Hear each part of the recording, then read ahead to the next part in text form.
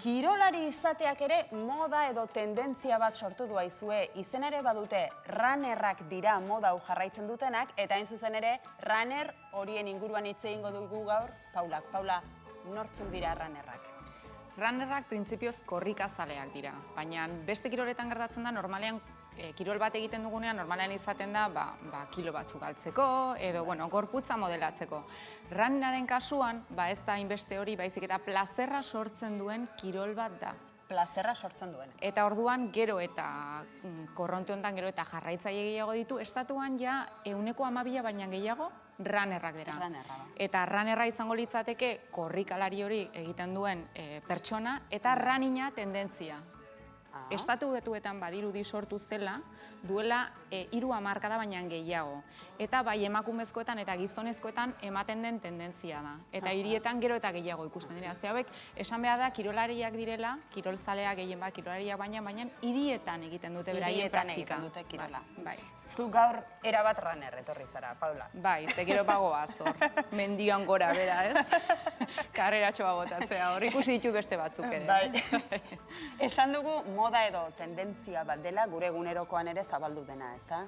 Guztiz zabaldu da. Ze gainera hor ikusi daiteke, gaur egun marka batzuk New Balanceak adibidez bihurtu dira, fashionisten hit bat bilakatu dira, ez?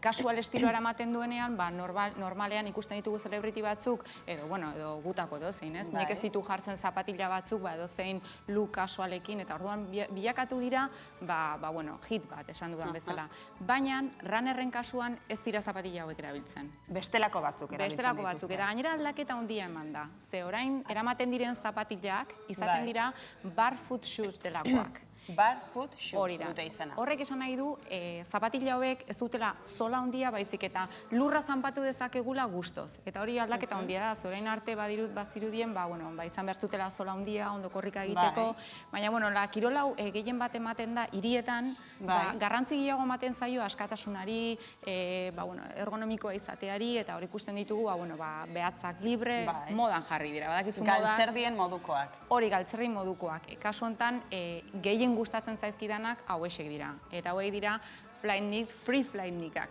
Nikek atera dituen azkeneko zapatilak galesti xamarrak, baina oso erosoak eta, izugarri polit. Eta esango genuke horiek direla nolabait ere hirian korri egiteko, hirirako dira egokiak. Bai, ze hauek azken finean, mendira juteko edo beste leku batetarako ez dute balio. Esan dugu runnerrak orain 3 bat hamarkada edo sortu zirela, moda aldatuko zen hamarkada zamarkada, ezta? Guztiz, nik ez dakit goratzen dituzuen, baina nik nerama, bihurtu nuen ez dakit hor, ama mesedez, pan batzuk nahi ditut, haize kamara dutenak. Hauek dira Air Jordanak. Hori da, goratuko dizue, basket munduan oso modan jarri ziren, eta hauek zituzten izugarrizko haize kamarak, 180, baina, hauek modan jarraitzen dute beste tendentzi batzuetan, baina runnerren kasuan ez dira zapatila hauek inundik. Runner batek ez lituzke alako zapatilak erabiliko hortaz. Sekulan. Korrika egiteko ez dira oso erosoak. Ez dira oso erosoak, ez. Aizu, Jaime, zu badakendik korrika ibiltzen zarela, zu. Eta Paulak ekarri dizkigu bestelako osagarri batzuk komenigarriak kirola egiteko ongi ezagutzea. Korrika bizi naiz ni, harineketan bizi naiz, harineketan lo ere egiten dugulako. Deskantxo pixkatere hartu behar da, Eta zaitzu dira osagaia pa? Behitu, nik markatuko nituzke menekarri ditugunak izango dira pixkaz fashionisten hildo hortatik doazenak, ez? Batetik, gizonezkoen kasuan, egia da asko ikusten dela hirietan mailak eta gainetik prakamotz batzuk sueltoagoak ezakit ikusi dituzuen kaletan, zehar hori gizonezko kasuan, bakizu etzaretela guztiz ez dakit, hor saiatzen zate, baina hor gelitzen zate muga hortan. Bai, tira Arrisku handirik gabe. Ez delako ibili behar den dena erakusten eta arriskurik gabe, baina markatuz eta hori guztia, baina tira. Emakumeen kasuetan praka hauek ekarri dituzte, izugarri gustatzen zaizkit, batetik, badutelako maila motza hori erosoa azkenean lotua juteko, eta bestetik gonatxoa gainetik. Orduan, iruditzen zait, nik ekatera duen proposamen hau izugarri polita dela. Beraz, dira, barrendik galtza modukoak, eta gero badirudik gona bat. Oso polita. Gero beti badakizue poltsikoak eta berrezkoak izaten dira. Gero kamiseten artean titizorroa duten kamisetak. Hau emakume guztiak ulertuko dute zergatik.